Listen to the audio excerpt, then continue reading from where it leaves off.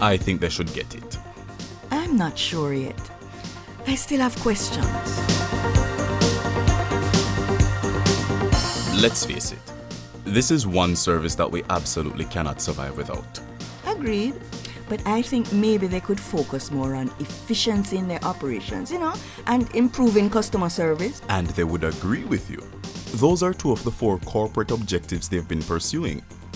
Look, let me lay it out for you. NWC doesn't get revenue from anywhere except what they earn. Your taxes don't pay for it. Oh? Unlike some state-owned entities, NWC is not on the annual budget. All that infrastructure, maintenance, treatment plants, sewerage service, upgraded equipment, staff, contractors and suppliers, and the responsibility of delivering more than 90% of the potable water supplied on the island.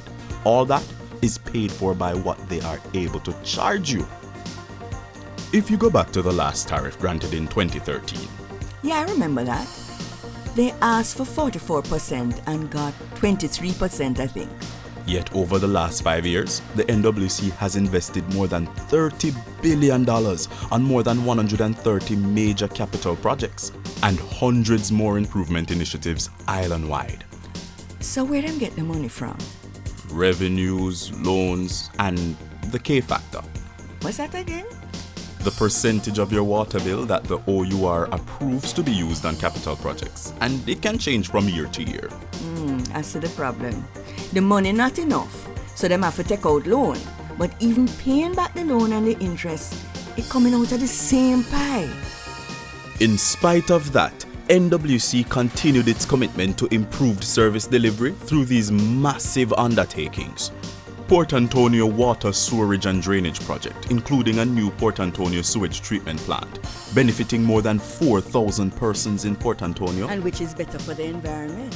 Then there was the construction of the 5 million gallons per day aquifer recharge system in St. Catherine to secure the sustainable abstraction of groundwater for Greater Spanish Town to serve more than 100,000 persons. A new 6-kilometer Lucy transmission pipeline benefiting thousands to the west of the town. A new 5 million gallons a day water treatment plant at Martha Brae. And refurbishing of the Bogue, Great River and pre-existing Martha Brae water treatment plants, benefiting more than 150,000 residents along the north coast in Hanover, St. James, Trelawney and St. Anne. And the Rio Cobre pipeline replacement, all the way from Flatbridge to Ferry, saving 2 million gallons of water every day. Oh yes, I remember that one. That was huge. 26 water supply facilities rehabilitated in Kingston and St. Andrew to improve service reliability, and rehabilitation of the Mona, Hope, Constant Spring and Seaview water treatment plants. But the largest project currently being implemented by the NWC is the 5-year Kingston and St. Andrew Non-Revenue Water Program, NRW. This project is to benefit more than 700,000 persons living and working in Kingston and St. Andrew. At 50% completion, they already have phenomenal results, including significant reductions in NRW in many areas and more than 50,000 digital meters installed. Well, I definitely love that. There are more projects either completed or now underway, and between now and 2030, NWC has 11 other major projects on the board, including the Downtown Kingston Water Supply Network and the Sewerage Rehabilitation projects, which are essential to the restoration of Downtown Kingston. And the one that catch my eye is the NWC Energy Reduction Project to enable the use of energy efficiency and renewable energy technologies. Remember, if they reduce their energy use, then it will help to keep down our bill. True. But there's still so much to be done right now.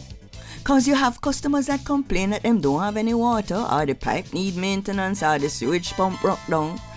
And you have so many new housing scheme and buildings going up. Personally, based on all of this, I don't see how they can accomplish it without a rate increase. So, tell me how hard it's going to hit me. For this tariff request, the NWC is asking for an average rate increase on water of 23% and 36% on sewerage, but some customers will see much lower increases than that. Oh, that's not so bad then. For many residential customers, the increase will be just 5% for water. You know why? Because the first 2,000 to 3,000 gallons of water is delivered below cost by the NWC. You mean them subsidize it? Right, to protect the most vulnerable amongst us. So back to the tariff. Condominiums, commercial operations and schools will see a 36% increase for water and 46% for sewerage.